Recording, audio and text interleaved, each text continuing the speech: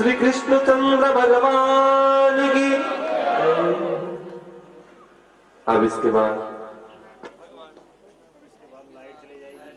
राजा परीक्षित को रंतिदेव की कथा सुनाते हैं कि राजन,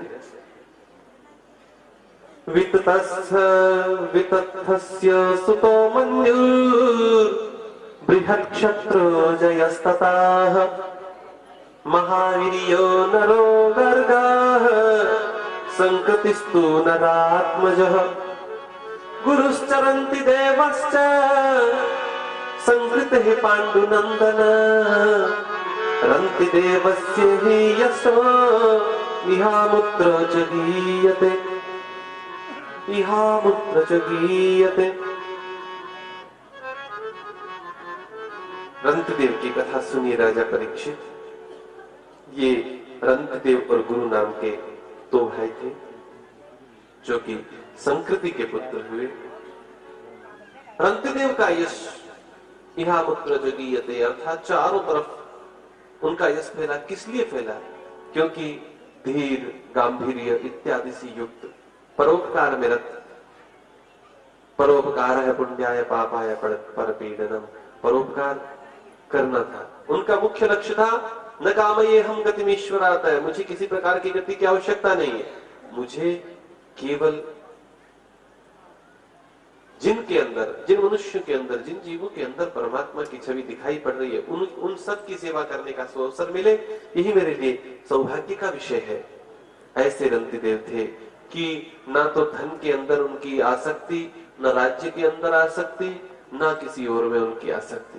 दीन दुखियों की सहायता करने के लिए तत्पर रहा करते थे, दूसरों का भरण पोषण करने के लिए, अपने शरीर तक को न्यौछावर करने के लिए तत्पर रहा करते थे। और जीवन उसी का जीवन है जो परोपकार के लिए जिए। अपने लिए तो सभी जीते हैं, फिर विशेषता क्या है जीने में? परोपकार है सर्वोत्तम कार्य, जगत हिताय, जगत के हित के लिए, संसार के ऊपर उपकार करने के लिए। और मनुष्य का जीवन है जो वही सार्थक जीवन है। एक समय ऐसा हुआ कि ये राजा रंतिदेव जो है ना, इनको 50 दिन तक भूखा रहना पड़ा था। 50 दिन तक ऐसे ही रहना पड़ा, न जल मिला न अन्न मिला। ये प्रारब्ध की कथा है। 50वें दिन कहीं से उनको खीर प्रसाद, थोड़ा जल, भोजन आदि ला करके और उनको दिया, यानी उनको प्राप्त हुआ। और उन्होंने अपने परिवार सहित बैठ करके उसको ग्रहण करने का निश्चय किया। सब लोग मिलकर के इस प्रसाद को ग्रहण करेंगे। जैसे ही सामग्री को लेकर के बैठे थे अपने परिवार सहित, इतने में कुटुंबियों को लेकर के बैठे थे, इतने में एक ब्राह्मण आया और आकर के और कहा कि महाराज भिक्षा दीजिए, मैं 4 रोज से भूखा हूं और मुझे आप प्रदान कीजिए। कहा भयो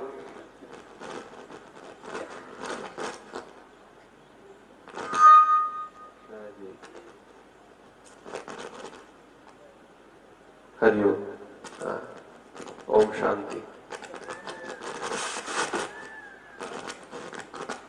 शांति।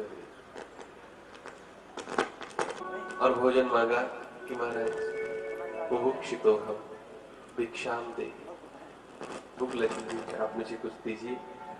तो राजा के पास जो था भोजन सामग्री, उस ब्राह्मण को भरपेट भोजन कराया, तृप्त किया। महाराज संतुष्ट हैं आप? बोले हाँ।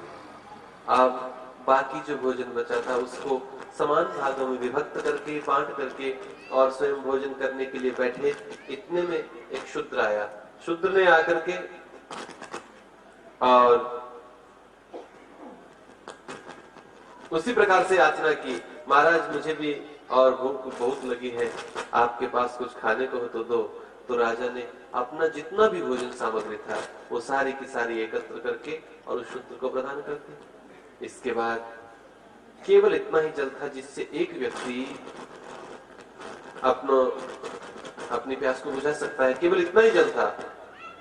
परंतु जैसे ही सोचा इस जल से ही संतुष्टि हो जाएगी, अपने पूरे कुटुंब सहित उस जल का पान करने को,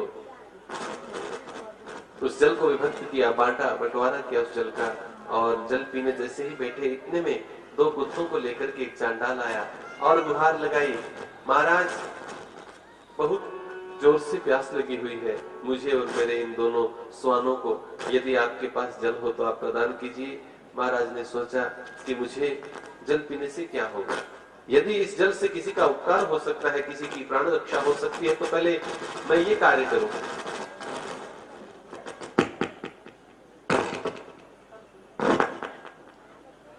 किसी प्रकार की कोई लीला थी या उनकी परीक्षा थी, ये सब क्या था? देवताओं ने स्वयं शूद्र, चंडाल और ब्राह्मण का वेश धारण करके धर्म की परीक्षा ली राजा रंतिदेव की, और वो अपनी परीक्षा में उत्तीर्ण भी हुए। देवता विवश होकर के उनको दर्शन देने के लिए आए। साक्षात ब्रह्मा, विष्णु और शिव वहां पर आए और उन्हें देखना पड़ा। राजा को वरदान देने आए, परंतु आत्मविजयी राजा को इस वरदान की क्या आवश्यकता? किसी प्रकार की आवश्यकता ही नहीं थी, नश्वर वरदान को तो चाहते ही नहीं थे। वो क्या कहते हैं कि न कामये हम गतिमीश्वरात् खिल देह भाजाम अंतः स्थितो ये न भवन्ति दुःखाः, अंतः स्थितो ये न भवन्ति दुःखाः। ना तो मैं ईश्वर से आठों सिद्धियों की से युक्त उत्तम प्रकार की गति की इच्छा करता हूँ, और ना ही मुझे मोक्ष की इच्छा है। मेरी तो मात्र इतनी ही इच्छा है कि सभी प्राणियों के हृदय में मैं बस जाऊं और उनके सारे दुख को मैं समेट लूं, उनको दुख ना भोगना पड़े। यही इच्छा रहती है मेरी, बस यही इच्छा है कि जगत के जितने भी प्राणी हैं सभी दुख से मुक्त हो जाए और उनका दुख मैं झेल लूं। और यही इच्छा जो दूसरे के दुख दूर करने का प्रयत्न करता है, परमात्मा उसके दुखों को दूर कर दे। और आज का समय ऐसा कि व्यक्ति ये चाहता है कि मैं स्वयं सुखी हो जाऊं, चाहे सारे जगत को दुखी होना पड़े, चाहे सारे जगत को मैं दुखी कर दूं, पर ये न प्रकार मैं कैसे सुखी हो पाऊं। इसी कोशिश में, इसी प्रयत्न में और दिन रात दौड़ता है, परंतु फिर भी जो सुख मिलना चाहिए, जिस सुख की प्राप्ति होनी चाहिए, वो सुख कदापि प्राप्त नहीं हो सकता। अब अंत में यदुराज के वंश का वर्णन है। यदुराज का वंश भी दिव्य है। इसी वंश में श्री कृष्णचंद्र भगवान ने अवतार धारण किया। राजन, अब सावधान हो जाओ। इस वंश की कथा को जो श्रवण करता है उसके वंश की वृद्धि होती है। यह है हरिवंश की कथा। आहुक के यहाँ पर दो पुत्र हुए, देवक और उग्रसेन। आहुक के दो पुत्र हुए, देवक और उग्रसेन। देवक ने 7 कन्याओं का विवाह वसुदेव के साथ में किया। वसुदेव और देवकी के यहाँ पर वसुदेव और देवकी के यहाँ पर 6 बालक हुए। रोहिणी की 7वीं संतान हुई। रोहिणी के द्वारा बलराम और 8वीं संतान के रूप में भगवान श्री कृष्ण स्वयं पधारे। परमात्मा जब जब पृथ्वी के ऊपर आते हैं तब तब भार उठाना पड़ता है, परंतु धर्म की संस्थापना के लिए, धर्म संस्थापनार्थाय और अधर्म के नाश के हेतु भगवान अवतार धारण करते हैं। भगवान कृष्ण 14 वर्ष तक बने पृथ्वी से अधर्म का भार दूर करके, और उसके बाद पांडव और कौरवों के युद्ध का आयोजन किया। इस प्रकार यहाँ पर सुखदेव भगवान ने राजा परीक्षित को ये कथा कहते हुए और 9वें स्कंद को विराम दिया और कहा कि राजन, अब हम 10वें स्कंद में प्रवेश करते हैं।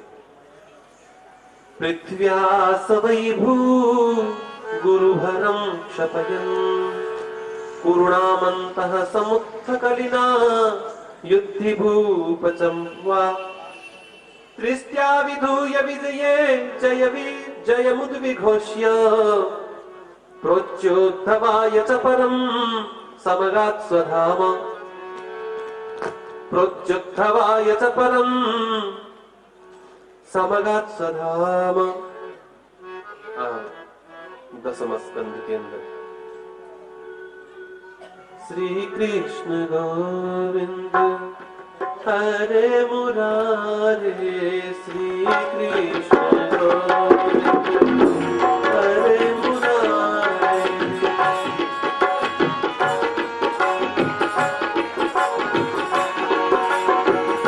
श्री कृष्ण गोविंद हरे मुरारे, हे नारायण वासुदेव।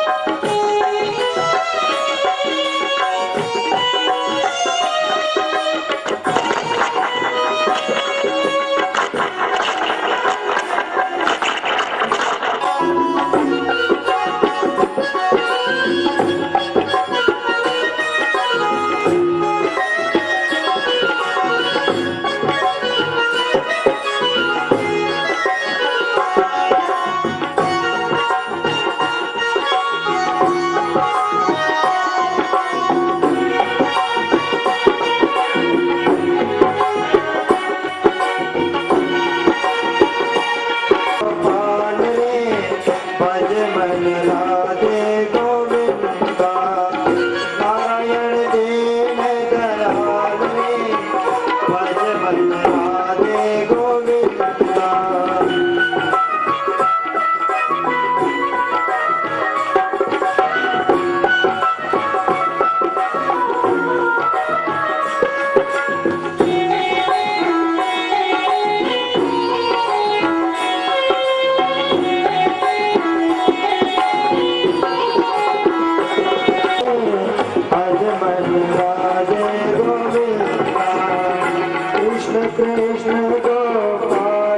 रक्षा के लिए भगवान अवतरित होकर के अधर्म का नाश करके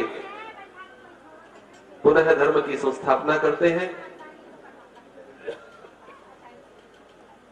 अनेक अक्षौहिणी सेनाओं से युक्त राक्षस राजाओं से आक्रांत पृथ्वी का भार दूर करने के लिए और कुरुक्षेत्र मैदान को महाभारत का सम्रांगण बनाया और युद्ध क्षेत्र में अधार्मिक राजाओं की आयु और सेना का नाश करते हुए पृथ्वी का अनंत भार को उतार करके और अर्जुन को विजय घोषणा करा करके उद्धव के लिए तत्व ज्ञान का उपदेश करके और भगवान श्री हरि ने अपने परम धाम की ओर प्रस्थान किया था।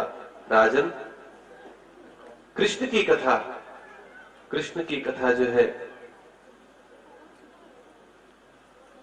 ऐसी है कि जगत को बुला देती है।